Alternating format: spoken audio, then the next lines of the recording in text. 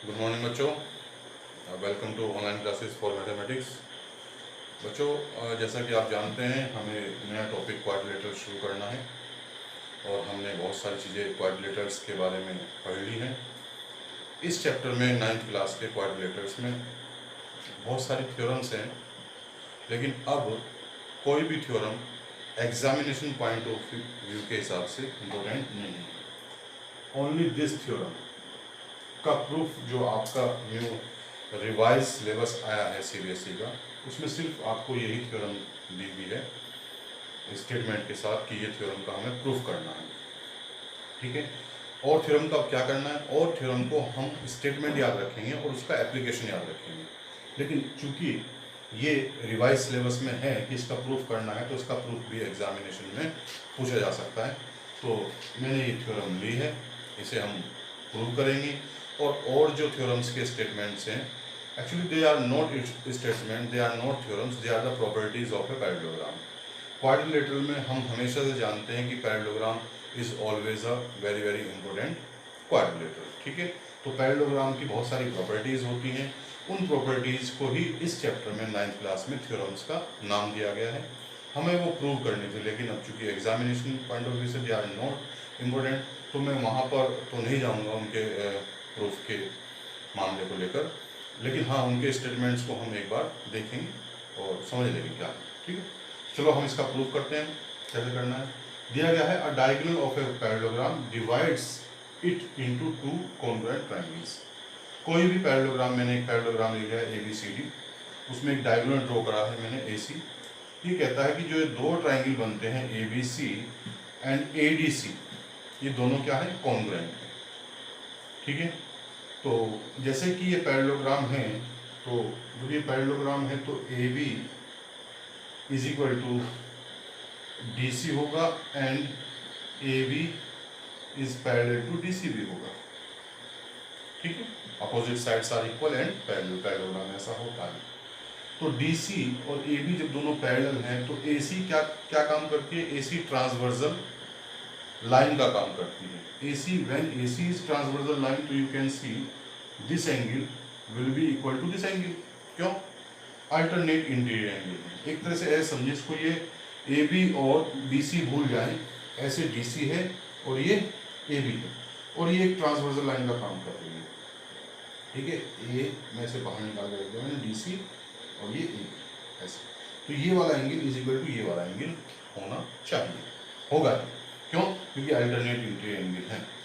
दूसरा, चूंकि AD is equal to BC है and AD is parallel to BC भी है, तो फिर भी ये AC लाइन जो है ट्रांसवर्सल लाइन का काम करेगी। अब इसे भूल जाएं, इसे हम भूल जाते हैं। अब हमें जो दिखाई दे रही है, AD ये रही और BC ये रही, दोनों पैरेलल हैं, और इस तरह से एक लाइन ट्रांसवर्सल है, नाम लिख देते हैं AD और BC।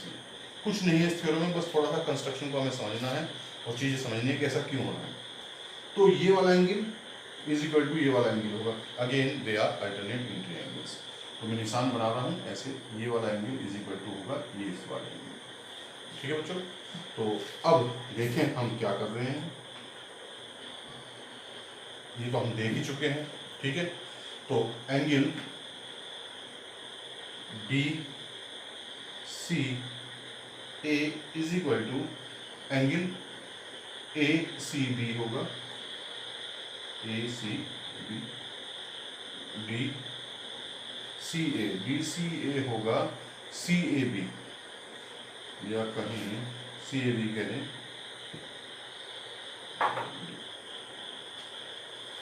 BAC। ठीक है, BAC अल्टरनेट इंटीरियर एंगल है। सिमिलरली DAC, एंगल DAC ये वाला एंगल हो जाएगा BCA, एंगल BCA, और साइड हमारी जो AC है वो हो जाएगी हमारी CA, कॉमन साइड है। तो बाय दो एंगल, एक साइड और उस पर बने दो एंगल जब बराबर हो जाते हैं, यानी कि two angle two angles and included side जब इक्वल हो जाते हैं तो by you can say by कौन सा क्राइटेरियन लगता है, ए एस ए, ये वाला एंगल, ये वाला एंगल और ये कॉमन साइड, ये वाला एंगल और ये वाला एंगल और ई साइड, तो कौन सा क्राइटेरियन लगता है, ए एस ए क्राइटेरियन से तुम्हारा triangle A B C congruent हो जाएगा, ए बी सी कॉन्ग्रुएंट हो जाएगा सी डी ए के, ट्राइंगल सी डी ए, ठीक है। तो इस तरह से ये दोनों कॉन्ग्रुएंट हो गए हैं। कॉन्ग्रुएंट होंगे तो हमें क्या कहना था, बस हमें यही सिद्ध करना था कि जो डायगोनल होता है किसी पैरेललोग्राम का वो दो ट्राइंगल में डिवाइड कर देता है उन्हें कॉन्ग्रुएंट ट्राइंगल्स में, ठीक है। तो हमें ये देखना है।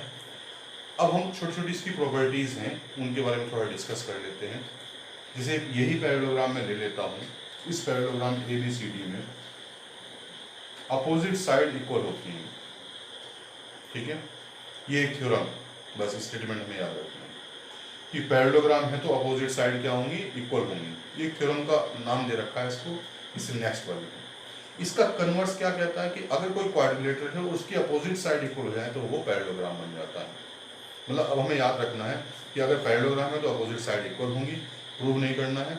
और अगर कोई क्वाड्रिलेटरल ऐसा है जिसमें अपोजिट साइड, दोनोदोनों पेयर अपोजिट साइड की क्या बन रहे हैं, इक्वल बन रहे हैं, तो we can say it a parallelogram. दूसरा कि जो हमारे एंगल होते हैं कौन से, ये अपोजिट एंगल, पैरेललोग्राम में जो अपोजिट एंगल होते हैं वो क्या होते हैं, इक्वल है। या ये कहें कि अगर कोई क्वाड्रिलेटरल ऐसा बन जाए जिसमें अपोजिट एंगल इक्वल बन जाए तो वो पैरेललोग्राम बन जाता है, ठीक है। एक थ्योरम ये है, मतलब पैरेललोग्राम है तो अपोजिट एंगल्स इक्वल होंगे, और अगर कोई क्वाड्रिलेटरल में अपोजिट एंगल इक्वल हो जाते हैं तो इट बिकम्स अ पैरेललोग्राम। एक प्रॉपर्टी ये है। ये सब वही प्रॉपर्टीज हैं जो हम पैरेललोग्राम की हैं, लेकिन यहाँ 9th में उन्हें शक्ल दे दी गई है किसकी, थ्योरम की।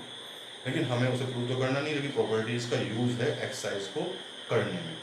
दूसरा क्या है, वही एडजेसेंट एंगल्स का सम 180 अगर हो जाए, पैरेललोग्राम है तो 180 होता है, और अगर ऐसा हो जाए क्वाड्रिलेटरल है तो वो पैरेललोग्राम हो जाएगा। तीसरी नेक्स्ट जो बात है हमारी कि अगर पैरेललोग्राम है हमारे पास, जैसे यही पैरेललोग्राम हम ले लेते हैं, दूसरा बना लेते हैं तो, ठीक है।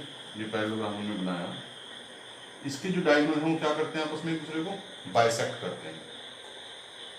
डायगोनल आपस में क्या करते हैं, बाइसेक्ट करते हैं। बाइसेक्ट का मतलब ये वाला पार्ट इज इक्वल टू ये वाला पार्ट होता है, और ये वाला पार्ट इज इक्वल टू ये वाला पार्ट होता है। अगर ये पॉइंट O है और इसका नाम हम कुछ भी P Q R S रख देते हैं, तो जो डायगोनल है P R and S Q they bisect each other, ठीक। अब अगर पैरेललोग्राम है they will bisect each other. If it is a quadrilateral and it's diagonals bisect each other than it is a parallelogram. मतलब converse भी सत्य है। अब ये है बात, पैरेललोग्राम में तो हमें पता है डायगोनल्स बाइसेक्ट करते हैं। अब हम ये और कहना चाहते हैं कि if you are having a quadrilateral and in the quadrilateral its diagonals bisect each other then the quadrilateral is a parallelogram, ठीक है। तो ऐसी छोटी छोटी प्रॉपर्टीज हैं, उन्हें थ्योरम हमने कहा है। अब फिर वही बातें आगे एक्सटेंड हो जाती हैं कि अगर पैरेललोग्राम में क्या हो जाए, डायगोनल इक्वल हो जाए तो ये रेक्टेंगल बन जाता है, ठीक है।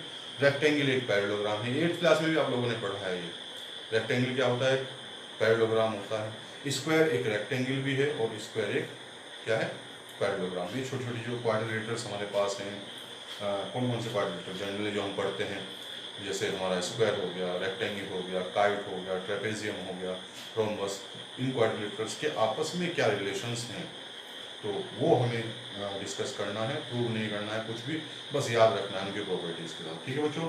तो इस थ्योरम को लिखेंगे, करेंगे, और इसकी एक्सरसाइज के 1-2 क्वेश्चन हम करने की कोशिश करेंगे।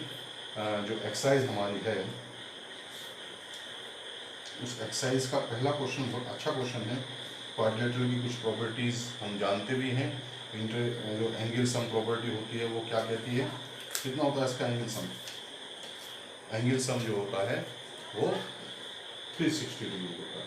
तो उस पर बेस्ड पहला क्वेश्चन है। एक्सरसाइज हम जो करेंगे वो एक्सरसाइज 8.1 का 1-2 क्वेश्चन जो बातें मैंने यहाँ पर डिस्कस की हैं उनसे आराम से हो सकते हैं शुरू के 1-2 क्वेश्चन करने की कोशिश करेंगे, नहीं तो हम कराएंगे। ठीक है, तो जब तक हम क्वेश्चन शुरू करते हैं आप लोग ट्राई करें, मैं नए क्वेश्चंस लेके आऊँगा इस एक्सरसाइज के। ठीक है, then bye bye, thank you.